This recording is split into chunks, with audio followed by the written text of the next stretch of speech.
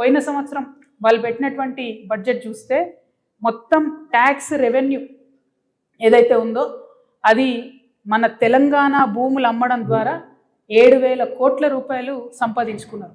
సంపద సృష్టించడంలో మాత్రం అసలే దృష్టి పెడతలేరు. దానివల్ల ఏమవుతుందంటే రెవెన్యూ డెఫిసిట్ ఏదైతే ఉంటుందో అది బీభత్సంగా పెరుగుతుంది. -9,000 కోట్లకు వెళ్ళిపోయింది ఇప్పటి వరకు, డిసెంబర్ వరకు. ఇది అఫీషియల్గా ప్రభుత్వం ఇచ్చినటువంటి డాక్యుమెంట్.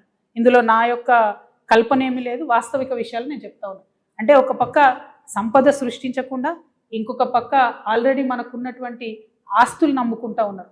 సరే అట్లా చేసింది అనుకుందాం, మరి కనీసం ఆ డిస్బర్స్మెంటు, ఆ డబ్బు అనేటటువంటిది పేదవాళ్ళకు పోవాలి, వెల్ఫేర్ కోసం పోవాలి, కొన్ని మంచి అంశాల మీద క్యాపిటల్ ఎక్స్పెండిచర్ కింద పోవాలి.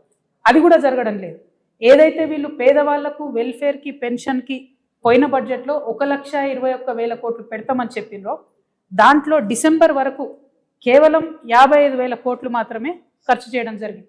అందుకే మనకు రావాల్సిన పెన్షన్లు వస్తలేవు, అందుకే మనకు రావాల్సిన ఇండ్లు వస్తలేవు, అందుకే జరగాల్సినటువంటి అభివృద్ధి పనులు కానీ వెల్ఫేర్ పనులు కానీ జరగడం లేదు.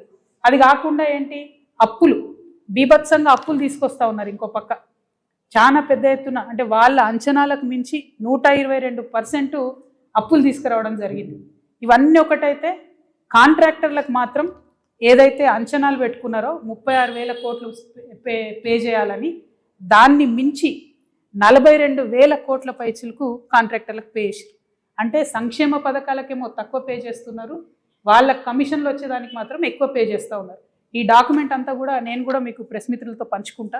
అంటే లాస్ట్ సంవత్సరం వాళ్ళు చెప్పినటువంటి బడ్జెట్లో డిసెంబర్ వరకు 9 నెలలు లెక్కేసుకుంటే ఇంకొక క్వార్టర్ మిగిలింది అనుకుంటే, ఈ 9 నెలల్లో వాళ్ళు పేదవాళ్ళకు తగ్గిస్తున్నారు, పెద్దవాళ్ళకు డబ్బులు ఇస్తున్నారు, ఉన్న ఆస్తిని అమ్ముతున్నారు, కొత్త ఆస్తిని సృష్టిస్తలేరు.